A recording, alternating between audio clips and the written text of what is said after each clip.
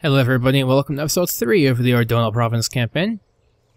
Now, you can see here there's a little Ordon go in the terrain. They're considered the trade resource.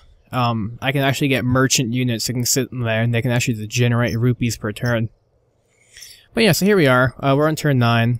Last turn I captured Timberfell with quite a few losses. In fact, I've actually lost my general of, I think it was Torialis. But what I do now is just put some watchtowers in my borders, make sure that they don't move in on me. They being the Lizifos. So everybody has this territory. I think I've got a fairly solid basis here. It'd have to be pretty ballsy to go in and make the push to capture that from me. And it's pretty close to my capital, so chances are I'll have an army there somewhere. Now, there is a territory here. It's going to go out. It's going to be along this coast. But there are a couple more territories down here. So I'm going to kind of stem my growth here. I don't really have any need to expand more outwards, especially when my goal is over here. So for now, I'm going to let the Lizifos take here, whoever wants to capture it, really.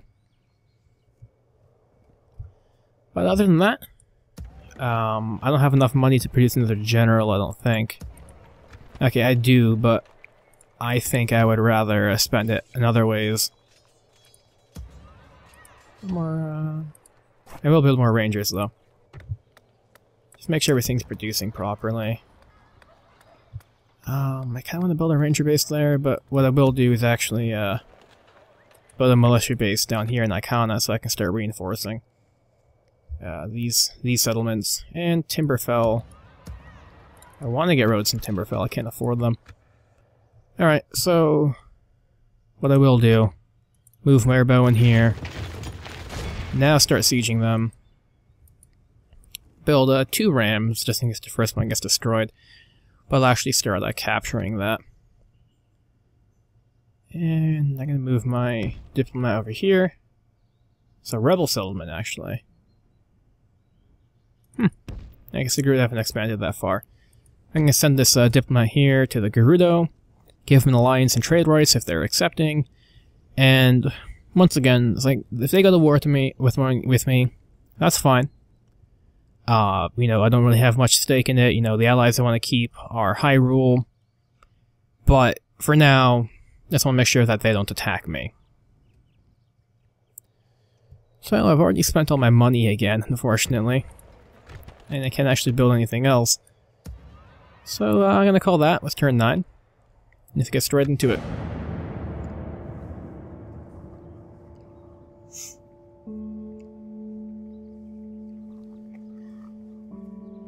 And the people do. But just once again, if you're watching this and you don't understand something, or you want to know more about it, just feel free to ask. I usually record my videos in bulk, like 2 or 3 episodes at a time, so I might not be able to say it in the video, but I usually always respond to these things. Also, I typically, see, relationship's good, so my relationship, is improving with these northern people. But yeah, I usually, I respond pretty quickly in YouTube comments too. So if I don't get around to it in a video, I will at least be able to tell you what I think of something, or opinions, or in general, just ways to help. See, happiness. Build a bazaar here. Instead of building another general to replace that guy, I can build another diplomat too. And wow, I'm already out. Oh wait, do we already have roads here? No, I don't. Oh, they're just a hamlet. That's why they can't build roads. All right. Well, I can't afford anything in here. Olanak. Alright, I'll just spend my last money on another watchtower, build one here, just to see my actual own territory. And I'll just keep moving south for now. There's another territory down here somewhere. And I just, pretty much what ends up happening is I will just kind of envelop this entire area here. It's like a whole canyons down here, hold that, it'd be very hard to take. These areas a little bit easier, the more open, but they're also very fertile. And I just have a very massive, sprawling empire here. It's just kind of funny. I'll figure out a good reason for it. Probably something along the lines of, well, Hyrule's supposed to be protecting me. They haven't. They've been neglecting their duties. And I'll probably just make some excuse about how the Moblins were too much of an issue, so we just had to expand all the way out here, make sure, and then take use of this land, which they were just ruining with their pig filth and all their barbaric acts. Should be another Gerudo settlement somewhere around here. And I have my other diplomat. Kokiri, I've already taken it. That should be good. For alliance, trade rights, map information, nope. Map information. Should take that, and that's Saria. Any of you who are Zelda fans who recognize Saria as the one of the major characters in Ocarina of Time. For those of you who don't, she's considered the Sage of Forest, which pretty much makes her a very responsible person. She has a divine sort of duty to protecting the forests, and she has powers of her life and all this sort of thing. Here, Kokiri in their domain, they actually haven't expanded all that much, which surprises me. But they got a nice long territory. It's just good to keep tabs on all the factions here. Now, these guys are moving down here, so what I'm gonna have is I can have my diplomat move up here to Death Mountain and start dealing with the Gorons, who are up in here, and the Zora, who are down here. And pretty much my plan, just get as much trade rights as possible. I don't even know if that helps me with non-adjacent territories. But, just get on the good side as many people as possible. Like, I can always pick a side when I have to, but I'd rather not antagonize people in the meantime. I can't even build these guys yet. Alright. I think...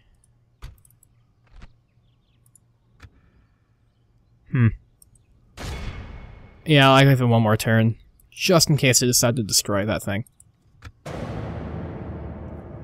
actually just meant to go check my, my finances, but unfortunately, you can't actually, it's just, the game's processing so much, the turns for, over a dozen other factions, but making money, I feel like I'm just spending all of it.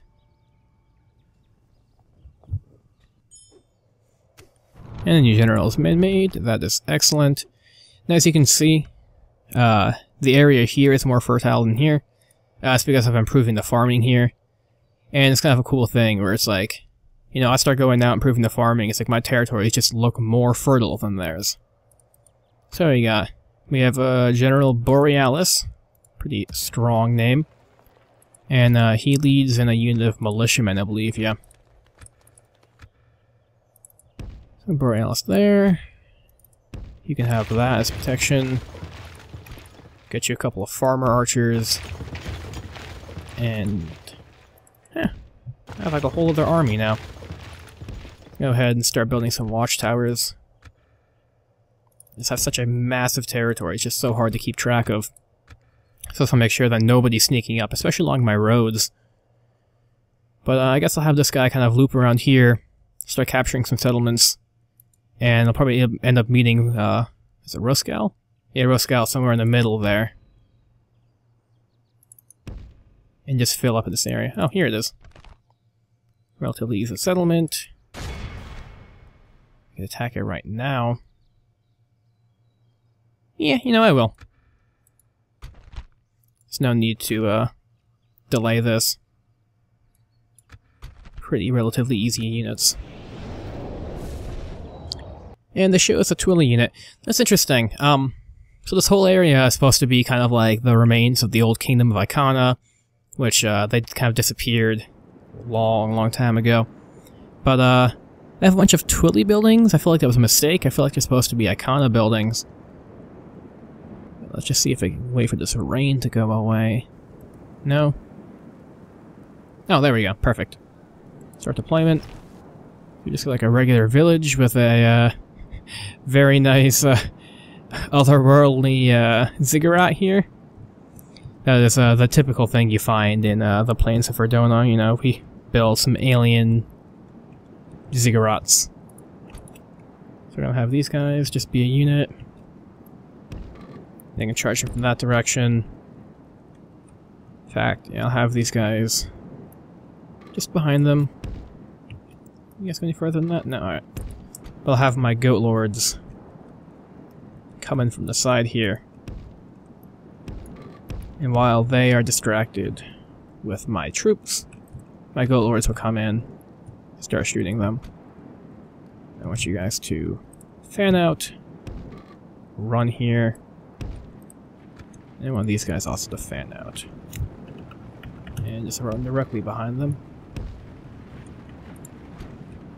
And you guys can actually fan out and just move a little bit closer. There you go, we got the rabble. These are just regular rebels, they're not considered to be the peasant revolt. Though I would treat them the same way. Just nice to see just like the regular settlements with their random rocks. I wonder what that is. So yeah, it's like a farm, which clearly couldn't hold a unit. These little huts. Maybe 2 people could like huddle in there. Here they go, they're already mobilizing. Rangers are shooting at them. Already killed 3% of them. And while they're all disarrayed, I actually just charge my my goats in there. And I'm gonna charge my my regular troops in there as well. In fact, I'm gonna have them cluster up too.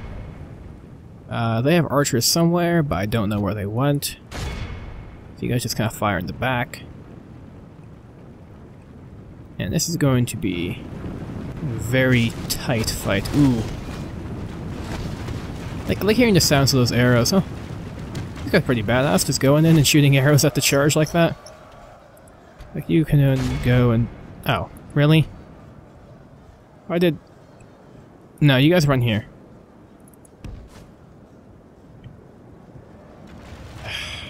Really?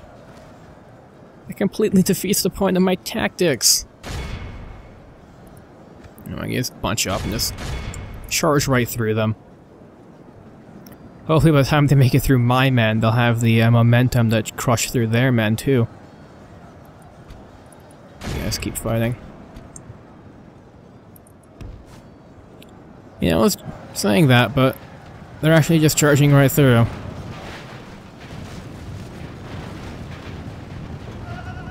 Just destroying them, and then you guys can go in and start attacking them from the side. Or from the back. There we go. I have my my militia just charge in. Hopefully if they're more clustered, you know, there'll be more of us fighting than them fighting. And you guys just start attacking them that way. See, this fight's are relatively just close-knit and clustered. So it's hard to really do anything else besides just to watch it happen. I feel like these shoulder pads, though, look like they're scaled in some sort of metal. That's like the gender equality here. They're just people. They're all just fighting for their homes. You know, they're not soldiers. You know, they're just everyone who's capable of fighting, picking up a sword. On the bright side, Roscal's already gotten 3 copper ranks here, so he's actually getting pretty good. Should be benefit, just more badass. And these guys are just sitting here, making a wall, preventing them from re-entering the capture point here. And they just completely outclass these archers. You guys just start attacking those guys. Lost 15% of my men, they lost 60. The odds are looking pretty good, I'll just speed this up. No real reason, I'm gonna blow that horn, just because I can. And yeah, now we're just mopping up everyone.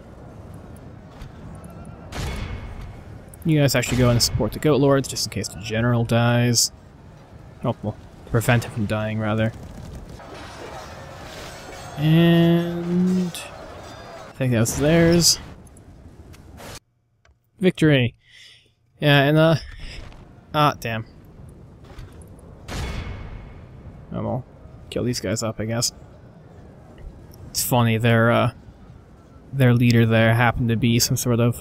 as a Twilight model. Alright, yeah, you gain 2 levels, my ranger's getting a level, so my important unit's actually getting levels, which is good. My Goat Lords killed 167 people, 193. So yeah, I think I have the right thing going on here.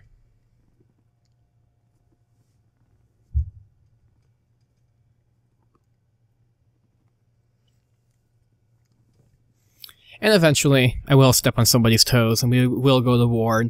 It'll be more interesting than me just killing rebels. I'll be killing, be fighting in the field, and running with different generals, and trying to think things more tactically, but the first couple of turns for most of the game are just kind of a regular land grab. We got Misayam. Got a Temple of Majora. Destroy that. That wasn't a good idea. I'm gonna drop the tax rate. I'm actually gonna go ahead and I'm going to build gardens. And let's see, can you move out? Okay, yeah.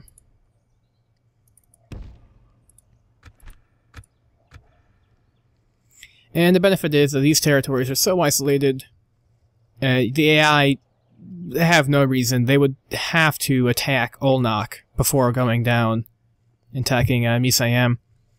So, this area, I could just keep a token force of just 114. That's 144?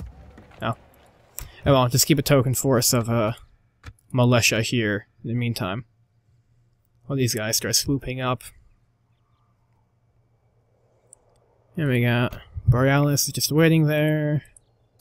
Should start building things, actually. Yes. Yes, that is what I need. I'm gonna build an animal ranch. So I can start building all of the things. I can build shepherd flocks, which are people and goats. Regular, just horse, cavalry, archers, and regular, and then goat lords besides my generals. Like whole armies of goat lords, and it'll be amazing. Other than that, just build some more troops to support in the meantime. Relations with the Kokiri have improved. And I think I just go ahead and capture the settlement too. And after I finish up here, I think I'll call the episode.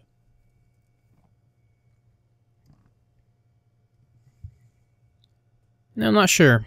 Well, it has to be like a settlement with a gate, because that's what I attack. Why is there so much rain? Oh, there we go. Oh, it's like a nice, beautiful sunset. Attacking them. More militia. Have you lead this wing of regular men, because this guy doesn't actually have a unit of goat lords, and of course Merbo has 75 goat lords, including himself. Oh, not including himself. You know what? Here, I will have this guy set up here, and Merbo behind him.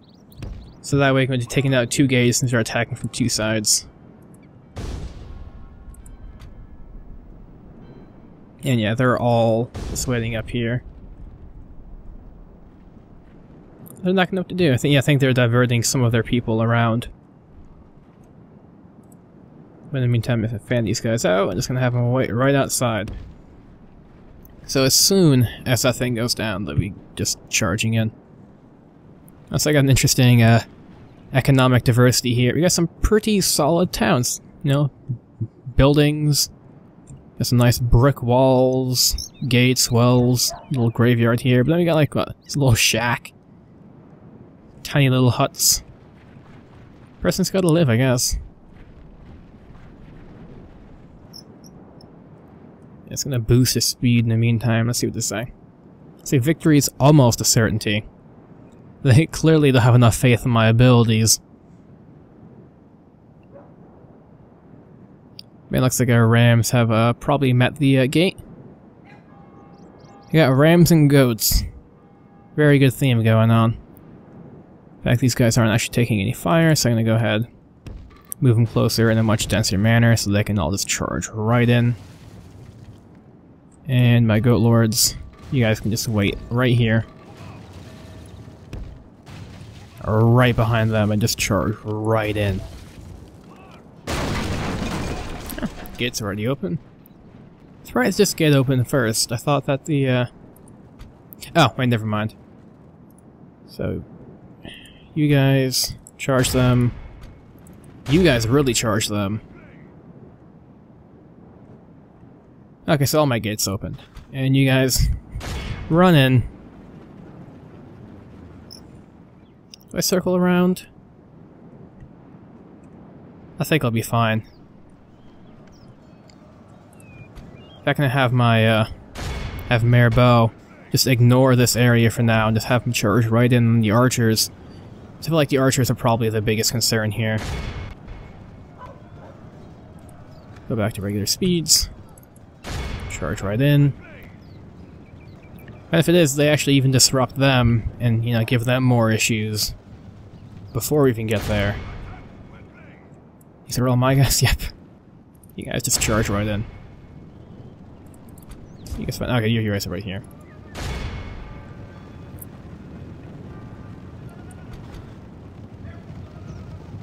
Why are you guys slowing down? There we go. Like, you guys just keep running, keep walking. Next, like, I've killed their leader.